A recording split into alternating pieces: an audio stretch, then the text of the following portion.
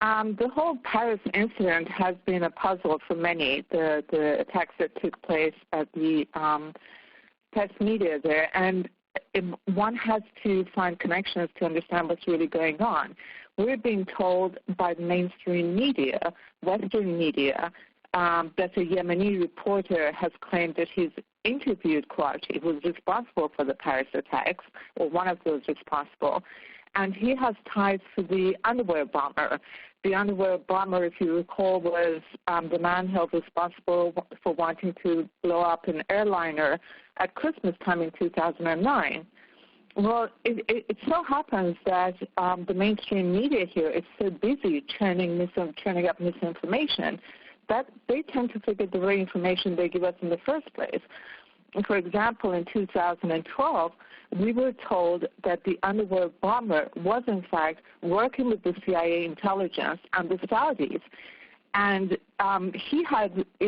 curiously, he had passed on a bomb to them that supposedly was supplied. It was a new type of non-metallic type bomb that could have passed airport security. And it's important to mention that he slipped the so-called airport security, the underwear bomber, when the Israeli intelligence were in charge of Amsterdam airport, their security.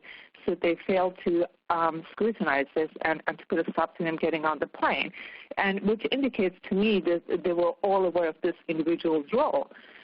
But that said, they continue with this marking of the civilians with all the misinformation, because even as recently as 6 or 7 months ago, the UK airport security supposedly received a warning from U.S. intelligence, credible threat, that the al-Qaeda terrorists were going to attack airports and airliners using a new generation non-metallic bomb developed by them in Syria and Yemen.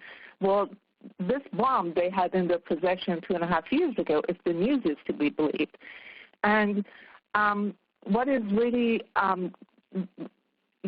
very alarming for me is with all the information and misinformation we're getting, we have to understand who gains by it all. I mean, we know that security around all Western countries, or not all, but certainly UK, France, and America has been heightened. They're going to clamp down on the Internet.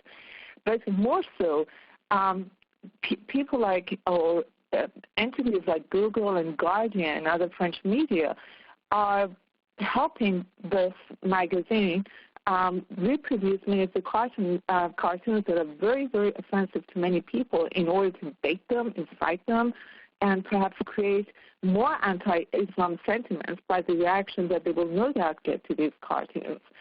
So at the end of the day, we have to understand who's gaining by all these alleged attacks, and just try, because the citizens are being misinformed. They're not being told the truth. They're just being told a whole bunch of lies that are supposedly not connected, and somehow when they do get connected, we trace it back to intelligence services like the CIA.